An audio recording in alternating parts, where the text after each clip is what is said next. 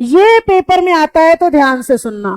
Should, must और ought to, ये आपको मिलेगा एग्जाम में। कैसे आता है, ब्लैंक आएगा और तीनों ना ऑप्शन में एक साथ आ जाएंगे। शुड भी आ जाएगा, मस्ट भी और ऑट टू भी। अब सुनो ध्यान से, इन तीनों की हिंदी लगभग चाहिए होती है। मतलब शुड की हिंदी कोई आपसे पूछे तो आप बचपन से सुनते आ रहे हो, क्या चाहिए होती है। मस्ट को कहते हैं भाई जो पक्का चाहिए, शुड चाहिए और मस्ट जो पक्का चाहिए। ऑट टू का मतलब भी चाहिए होता है हिंदी में, ऑट टू भी चाहिए और मस्ट क्या हो गया भाई, पक्का चाहिए। अब डिपेंड ये करता है कि क्या हमें सेंटेंस में चाहिए और पक्का चाहिए का फर्क समझ में आ जाएगा। समझ लोगे, ये चीज चाहिए होनी चाहिए कि ये चीज पक्का चाहिए होनी चाहिए। हाँ ना करो, घूर रहे हो तो फिर बड़े इंटेलिजेंट केस हो भाई, बड़े कम बच्चे हैं जो पहचान पाते हैं। तुम हाँ कर रहे हो, लाइन पढ़ के ये पता लगा पाना कि ये चीज चाहिए होनी चाहिए या पक्का चाहिए होनी चाहिए, बहुत बात पता नहीं लग पाता। तो इसलिए इसकी सेंस को सीखो। हिंदी तो भाई जिसको आ गया इसी से बहुत अच्छी बात है, वो तो एक्सट्रीम इंटेलिजेंट बच्चा है। जिसको इतना नहीं समझ में आ गया वो अगली एक्सप्लेनेशन की उसे जरूरत नहीं है। लेकिन ऐसा बच्चा जिसको कनेक्शन नहीं बना, वो अगली एक्सप्लेनेशन को सुनो ध्यान से।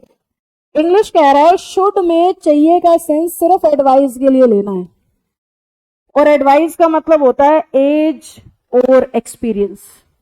उम्र में कोई बड़ा कुछ कह रहा है, अनुभव से कह रहा है। उम्र में बड़ा है तो अंडरस्टूड हो गया, अनुभव उसके पास हो ही गया ना फिर। तो इसलिए एज या एक्सपीरियंस को शुड कहते हैं। ऑट टू कहते हैं मोरालिटी को। मोरालिटी समझते हो, मोरल वैल्यूज छोटे छोटे बच्चों को सिखाई जाती है। मोरल वैल्यूज हिंदी में कहते हैं नैतिक शिक्षा। समझे कि नहीं समझे, नैतिक शिक्षा, अपने बड़ों का सम्मान करना, माँ बाप की बात मानना, रोज ब्रश करना, ऐसी शिक्षाएं छोटे छोटे बच्चों को दी जाती हैं। आपको नहीं सिखाना पड़ता ये सब, क्योंकि ये पता है आपको। तो नैतिक शिक्षा को मोरालिटी कहते हैं। तो ऐसा सेंटेंस जिसमें मोरल वैल्यूज का फीलिंग आ रहा हो उसको कहते हैं क्या, ऑट टू। ऐसा सेंटेंस जिसमें ऐसा लग रहा हो भाई अनुभव की वजह से कहा जा रहा है, ना कि समाज ऐसा चाहता है। मोरालिटी का मतलब सामाजिक तौर पे सही गलत, और शुड का मतलब अनुभव के हिसाब से सही गलत। मस्ट क्या होता है, मस्ट कहते हैं भाई सिर्फ तब लगाना जब एग्जामिनर आपको पक्के का हिंट दे। क्या लिखा मैंने, पक्का चाहिए। मस्ट तब लगाना जब एग्जामिनर आपको पक्के का क्या दे, कोई हिंट दे। भाई ये काम पक्का होना चाहिए, ऐसी सेंस हमें अलग से दिखाई दे किसमें, सेंटेंस में, उसे हिंट कहते हैं। या फिर वो सेंटेंस ऐसा होना चाहिए जिसमें ये फीलिंग आए कि अगर नहीं किया ना भाई तो फाइन और पनिशमेंट है। अगर नहीं किया तो फाइन और पनिशमेंट देना पड़ेगा, तभी मस्ट लगाना है, अदरवाइज नहीं। अब दोबारा से बोलूंगी, ध्यान से सुनना। ये पेपर में आता भी इसलिए है कि बच्चे को फंसाया जा सकता है। एक सेंटेंस में बताऊंगी जो आप सबने बचपन से सुना होता है, वही आता है। उसने लिखा शुड के लिए। आप सभी ने अपने बचपन से ये सेंटेंस सुना है कि नहीं, ये बताओ। You should respect your parents, teachers, elders, कुछ भी सुना होगा। तो मैंने लिख दिया एल्डर्स। सबने सुन रखा है। अब मुझे आप ये बताओ कि ये जो कहा जा रहा है ये अनुभव से दी जाने वाली सलाह है या नैतिकता कहती है ऐसा करो। तो सही क्या होना चाहिए, ऑट टू। और सुना क्या है आज तक, इसलिए पेपर में आता, इसलिए पेपर में आता है। बच्चे को लग रहा है कि बचपन से सुना है ये सेंटेंस, तो इसमें तो कोई गलती है नहीं। और एसएससी इन्हीं फीलिंग्स का फायदा उठाती है और आंसर मिलता है आंसर की में क्या, ऑट टू। भाई ये तो नैतिकता है, सलाह थोड़ी है। माँ बाप की इज्जत करो ये सलाह थोड़ी है। रोज पढ़ाई करो ये सलाह हो सकता है। अच्छी नौकरी लेने की कोशिश करो सलाह है। टाइम वेस्ट मत करो ये सलाह हो सकती है। पर अपने ही माँ बाप की इज्जत करना, बड़ों की इज्जत करना सलाह थोड़ी है। ये आपका धर्म कर्म, नैतिकता कहती है कि आपको ऐसा करना चाहिए। तो सेंटेंस पढ़ के ये पता लगाना होगा कि एक्सपीरियंस से कहना चाह रहा है उस बात को या फिर सामाजिक तौर पे ही सही है वो बात। तो जो समाज के हिसाब से सही वो मोरालिटी, जो अनुभव के हिसाब से सही वो एडवाइस। फर्क समझ में आया या नहीं आया, सबको आ रहा है। अब मस्ट में हिंट कैसे मिलेगा मैम, या मस्ट में फाइन और सजा का क्या मतलब है। बचपन का एक और सेंटेंस याद दिलाती हूं, we must follow the traffic rules. कभी शुड बोला किसी ने इसमें? ought to बोला हो? क्या बोलते हैं? We must follow. क्यों? क्योंकि ट्रैफिक रूल फॉलो ना करने पर फाइन का भी प्रावधान है, फाइन ना देने पर सजा। जीके में पढ़ाया जाता है आपको, कॉन्स्टिट्यूशन में पढ़ते हो ना, तो फाइन का भी है और सजा का भी। इसलिए क्या कह रहे हैं? You must follow the traffic rules. अब हिंट क्या होता है मैम? हिंट का क्या मतलब है? एग्जामिनर ने लिखा, ये क्वेश्चन है, शायद मैंने बुक में भी डाला हो, CHSL का है। माय फादर था कि पेरेंट्स था, मुझे याद नहीं है। उसने लिखा my father hates liars, so you dash not tell lies before him. क्या कह रहा है? समझ में आ रहा है? मेरे पापा को झूठे लोगों से नफरत है, तो उनके आगे झूठ मत बोल दियो बिल्कुल भी। यही कह रहा है ना? तो हिंट दिया गया है आपको एक्स्ट्रा वर्ड्स लिख के। ये है हिंट कि अब आपको इस ब्लैंक में क्या लगाना है? मस्ट लगाना है, कुछ और आ ही नहीं सकता। समझे बेटा? हिंट का ये मतलब है। अगर इस सेंटेंस से मैं हिंट हटा दूं तो यू ought नॉट बोलना। नैतिकता कहती है आप झूठ मत बोलो, अनुभव थोड़ी। इसमें भी तुमने शुड सुना, इसीलिए मैं बता रही हूं कि सही क्या है? ought है। यहां पे भी सही। क्यों? क्योंकि सामाजिक तौर पे इंसानियत कहती है कि आपको झूठ बोलने से बचना चाहिए, ना कि अनुभव कह रहा है। अनुभव नहीं कह रहा है, अनुभव देते हैं करियर की सलाह, जीवन की सलाह, लाइफ लेसन से रिलेटेड जितनी बातें आप करोगे वो ज्यादातर ought to की मदद से की जाएंगी। ओके बेटा, कुछ कुछ सेंस बनी सभी बच्चों की? बहुत अच्छे से पता लगता है जब हम प्रैक्टिस करते हैं। आप कल की क्लास याद करो, मैंने आपको कहा था models are all about understanding the concept, understanding the logic. इसमें कोई नियम नहीं है, आपको शब्द को फील करना है, आपने शब्द को एनालाइज करना है, आपने सेंटेंस को फील करना है कि उसमें नैतिकता की फीलिंग आ रही है, उसमें अनुभव की फीलिंग आ रही है, या फिर कोई कंपल्शन, मजबूरी, हिंट, पनिशमेंट, फाइन, ऐसा कुछ कहा जा रहा है। तो आप किसकी तरफ झुक जाओगे? मस्ट की तरफ। अब एक ऑनेस्ट यस या नो कर दो अगर फ्रेम बन गया है तो। श्योर? पक्का ना? ठीक है। अब हमारा अगला पेड़ जो डिस्कशन के लिए बचता है, मेरे हिसाब से कुड और वुड बचता है। ये तो और भी मजेदार है। समझ जाएंगे मैं इसे मजेदार क्यों बोलती हूँ।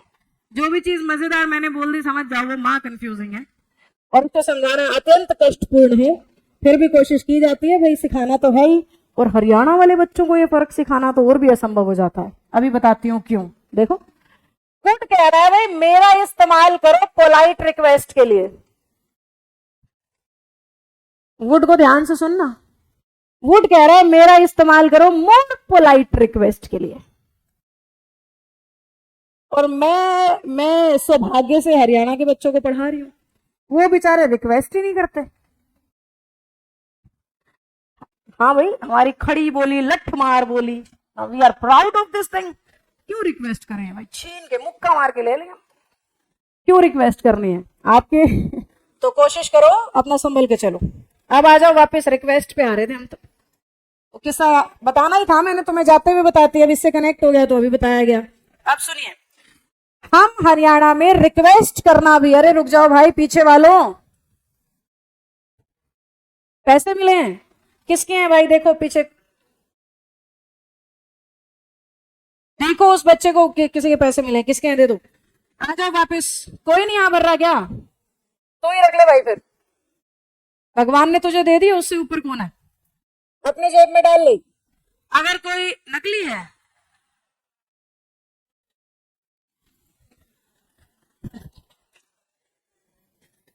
तेरे को नहीं पता लगा नकली है, दिखा भी रहा है किसके हैं किसके हैं। चूरन वाले पैसे और असली पैसे में फर्क नहीं पता? क्या नौकरी करेगा बेटा तू? हैं? आ जाओ, रिक्वेस्ट सीखते हैं, रिक्वेस्ट करना सीखते हैं, रिक्वेस्ट करना सीखते हैं। आ जाइए। तो इंग्लिश कह रही है अगर रिक्वेस्ट पोलाइट तो बोलो गुड, अगर रिक्वेस्ट मोर पोलाइट तो बोलो वुड। अब पंगा ये है कि मैम सेंटेंस में फर्क कैसे होगा कि रिक्वेस्ट पोलाइट है या मोर। बंदा सामने खड़ा हो ना तो आंखों से आंसू आ रहे हैं, पैर पकड़ रहा है, समझ में आ रहा है भाई मोर पोलाइट हो रहा है। और एक कह रहा है प्लीज यार ऐसे ऐसे, तो समझ में आ रहा है पोलाइट तो कम से कम है। लेकिन सेंटेंस में कैसे पता लगेगा? सेंटेंस में ना आंसू दिखने ना पकड़े हुए पैर दिखने, तो कैसे फर्क करें जो पोलाइट है कि मोर पोलाइट? तरीका नंबर 1, ध्यान से सुनना, ये रूल नहीं है, ये अनुभव से बता रही हूँ। अगर एग्जामिनर ने कोई ऐसी चीज की रिक्वेस्ट लिखी है, छोटी मोटी सी चीज है, पेन चाहिए, ये चाहिए, वो चाहिए, हल्का फुल्का सा कुछ मांगने की बात चल रही है, तो मान लो कि भाई कम पोलाइटनेस में भी काम चल जाएगा और आंसर ले लो कुड। अगर वो मांग रहा है जीवन दान किसी से, अगर वो मांग रहा है 10 लाख रुपए किसी से, मतलब कुछ बड़ा एग्जामिनर लिख दे, समझ रहे हो तुम? कुछ बड़ी चीज की डिमांड अगर सेंटेंस में फील दे रही है, तो वहां पे आपका आंसर हो जाता है वुड। अब मेरी अगली बात भी ध्यान से सुनना, हालांकि तुम कंफ्यूज हो जाओगे पर सच बताना जरूरी है। कुछ सिचुएशन में ना छोटी सी चीज ही बहुत बड़ी हो जाती है, और कुछ सिचुएशन हालात ऐसे बनते हैं बड़ी सी चीज भी छोटी सी लगती है। कैसे मैम? एग्जाम्पल से समझो। सभी ने बस में सफर किया, अंगूर के गुच्छे वाली बस देखिए, अंगूरी गुच्छा बस नहीं देखी, जिसमें साइड में भी लटके हैं, पीछे भी लटके हैं, इधर भी लटके हैं, छत पे भी बैठे हैं, तो पीछे से देखोगे तो ऐसा लगेगा अंगूर का गुच्छा लुढ़क रहा है सड़क पे, रोड पे। ऐसी बस देखिए। अब ऐसी बस में आप घुस गए और आप सामने वाले को कह रहे हो could you please give me your seat. Haryana में तो मुक्का मार के बैठ जाओगे, तभी तो मैं कह रही हूँ हरियाणा के बच्चों को ये पढ़ाना तो और औखा काम है।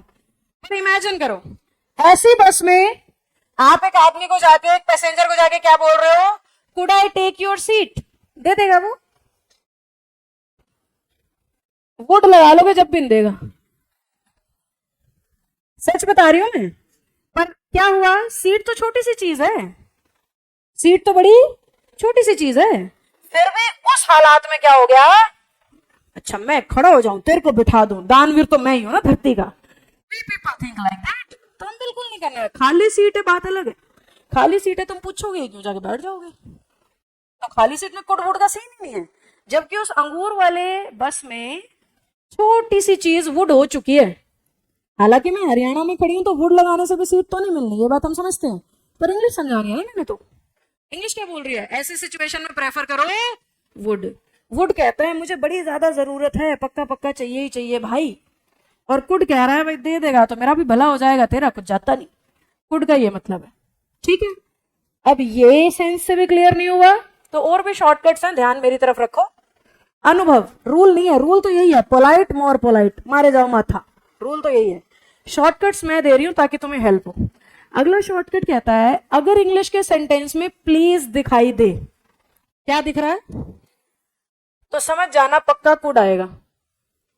क्यों मैम? क्योंकि वुड में अपने आप में प्लीज छुपा है। वुड को प्लीज की कोई जरूरत ही, वुड को प्लीज चाहिए अपने आप को भारी करने के लिए। वुड तो पहले से ही बहुत भारी है, उसे बिल्कुल नहीं जरूरत प्लीज की। तो अगर प्लीज लगाया यानी वुड तो आना नहीं, प्लीज लगाया तो आंसर क्या हो गया, कुड। एक शॉर्टकट। दूसरा, इंग्लिश में वुड से ना कुछ फ्रेज बनते हैं, जैसे कि बेटर, वुड बेटर एक फ्रेज होता है, वुड रेदर एक फ्रेज होता है, वुड सूनर एक फ्रेज होता है, वुड लाइक टू एक फ्रेज होता है, वुड यू माइंड एक फ्रेज होता है, और वुड दैट एक फ्रेज होता है। ये आपको मेरी रूल बुक में ही मिलेंगे, ये शॉर्टकट और किसी बुक में नहीं मिलेंगे। रूल बुक में मैंने लिखा हुआ है सारा, जो जो मेरा अनुभव है उस किताब में है। अब ये सारे शब्द दिखते ही ना सीधा आंसर है वुड, वुड आ ही नहीं सकता। ये हो गया आपका अल्टीमेट फुल एंड फाइनल वाला शॉर्टकट। अब आखिरी बात सुनो ध्यान से। अगर पेपर है एमटीएस का, जीडी का, स्टेनोग्राफर का, एयरफोर्स का, हरियाणा का, सीएचएसएल तक अगर पेपर देने जा रहे हो आप, तो कुड और वुड ना एक साथ ऑप्शन में नहीं आते, या बहुत कम आते हैं कि आपको चुनना पड़े यहां मैं कुड लगाऊं या वुड। पर अगर पेपर है सीजीएल का, एनडीए का, सीडीएस का, सीपीओ का, तो वहां पे ऑप्शन में हमेशा ये दोनों इकट्ठे आएंगे और आपको चुनना पड़ेगा सेंटेंस के हिसाब से। बच्चों सिलेबस सेम है हर एग्जाम का, सारी सरकारी नौकरियों में यही इंग्लिश आती है। किसी में थोड़ा गहरा पूछते हैं, किसी में थोड़ा हल्का पूछते हैं, फर्क इतना ही है। तो ये गहरा हो जाता है, इसलिए सीएचएसएल से ऊपर ऊपर एग्जाम में आपको मिलेगा। दोनों चीजें एक साथ ऑप्शन में एक साथ आएंगी तभी तो दुविधा है। अगर दोनों में से एक ही आया हुआ है, सोचो दोनों में से एक ही आया हुआ है, तो हमें दिख रहा है रिक्वेस्ट की बात हो रही है, दोनों में से एक ही है तो कुड लगा दो। रिक्वेस्ट की बात हो रही है, दोनों में से एक ही है तो वुड लगा दो। वहां सोचना ही नहीं, सोचना कहां पड़ रहा है, जहां दोनों एक साथ आ गए, वहां आपको ये पता लगाना पड़ेगा रिक्वेस्ट मोर पोलाइट है या सिर्फ पोलाइट। ये है इसका कंफ्यूजन जो प्रैक्टिस से दूर होगा। डरने की बात नहीं है, प्रैक्टिस करोगे, जितने ज्यादा क्वेश्चन सॉल्व करोगे, जितना रिकॉर्डेड क्लास को रिपीट करोगे, आपका कॉन्फिडेंस बढ़ता जाएगा, इंग्लिश में घटेगा नहीं। और जितना सा बैच में करा दूंगी उतना भी कर लोगे तो आपका पेपर पास हो जाएगा। इंग्लिश की वजह से आप नहीं रहोगे, मैं अश्योर करती हूँ। इंग्लिश सब्जेक्ट की वजह से आपका पेपर फेल नहीं होगा अगर आपने जितना मैं बोल रही हूं उतना नेक नियत और ईमानदारी से कर लिया तो। ओके बच्चों, तो मैं थोड़ा थोड़ा मान लूंगी गुड और वुड, कुछ कुछ आपको समझ में आ गया, पूरा पूरा तो बेटा प्रैक्टिस से आएगा। पूरा कॉन्फिडेंस कब आएगा? जब क्वेश्चन सॉल्व होने लग जाएंगे। जब तक क्वेश्चन सॉल्व नहीं हो रहे थोड़ी थोड़ी परेशानी रहेगी। ठीक है, अब एक बार आए प्रैक्टिस बुक पे, 5 मिनट है अपने पास। कल मार्जिनल करा दूंगी, कंप्लीट हो जाएगा।